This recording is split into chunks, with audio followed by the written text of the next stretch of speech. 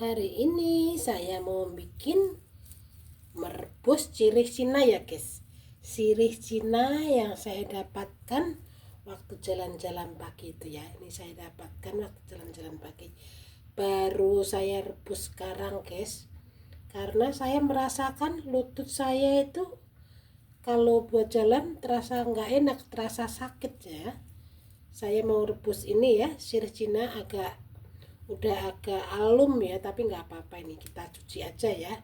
Kita cuci dulu karena saya juga udah cocok ini loh guys, sirih Cina ini saya udah cocok konsumsi. Kalau dengkul saya atau lututnya itu terasa nggak enak, itu saya rebus ini aja ya. Saya bersihkan dulu ya gagang-gagangnya ini saya cuci dulu.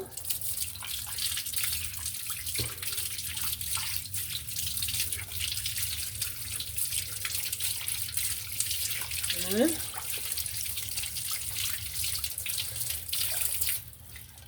ini saya cocok guys ya, sirih Cina ini saya cocok, tetapi nggak tahu ya kalau orang lain ya. Kalau saya udah cocok sirih Cina ini, tentunya buat saya ya belum tentu cocok buat sama orang lain ya, tapi saya cocok dengan sirih Cina ini ya. Saya mulai rebus ini, airnya segini aja ya guys. Nih, sirih Cinanya udah bersih ya, aku cemplungin.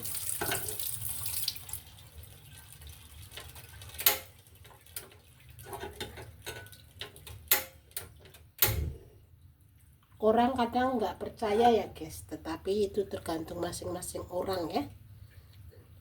Orang kadang nggak percaya kalau sirih Cina itu ya bisa dijadikan sebagai jamu gitu loh ya. Kalau saya udah cocok ya guys. Kalau kaki saya terasa nggak enak gitu ya, saya rebus sirih Cina ya. Makanya kalau saya di jalan nih, di jalan di mana ketemu sirih Cina begini, saya ambil aja, tetapi izin saya sama yang punya, nggak asal comot saja. Saya izin. Ini sebenarnya gampang, ini aja masih seger ya guys. Ini udah berapa hari nih, ini masih seger ya, masih seger.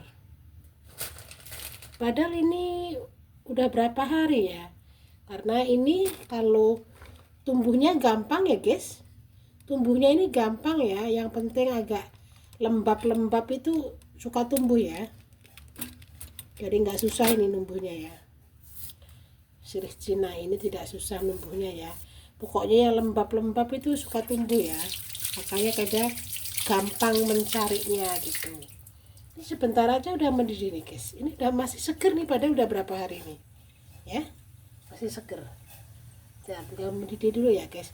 Rasanya itu kayak bayam guys, kalau menurut saya itu rasanya kayak bayam sirih Cina itu.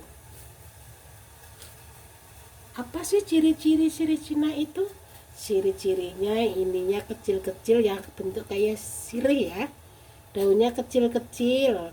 Terus ini batangnya itu bening ya, bening ini batangnya, ini bening. Ciri-ciri sirih Cina tuh. Dan ini daunnya mengkilat ya, kan ada kadang-kadang ya modelnya kayak gini, kecil kayak gini, tetapi kalau nggak mengkilat jangan diambil ya, jangan direbus ya, takutnya itu rumput ya. Kalau ini memang kalau nggak tahu dikirain rumput, padahal ini bisa dimanfaatkan ya, bisa dimanfaatkan ini guys, jangan dibuang ya.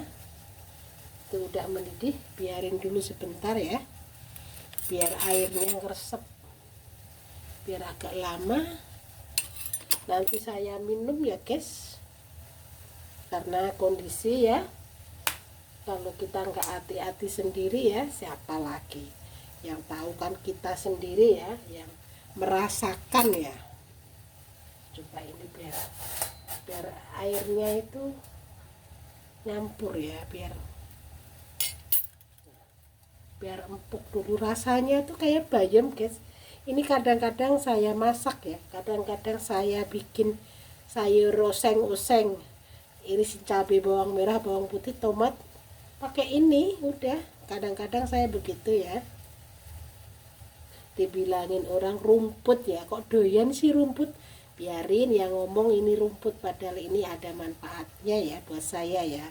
Memang belum tentu ada manfaatnya buat beliau ya, tetapi buat saya ada manfaatnya ya guys. Ayo guys, ini udah mendidih, ya kita tuang di gelas. Kayak apa sih warnanya kalau udah matang gitu ya. Ntar minumnya saya kalau udah dingin ya. Nih, ini guys, ini bentuknya atau wujudnya rebusan sirih Cina hijau, bagus ya, hijaunya bagus ini ya, warnanya itu menarik ya. Ntar kalau udah dingin saya minum, ada manfaatnya buat saya ya, semoga bermanfaat ya. Ada, kalau nonton video saya semoga bermanfaat nih. Nanti kalau udah dingin saya minum guys.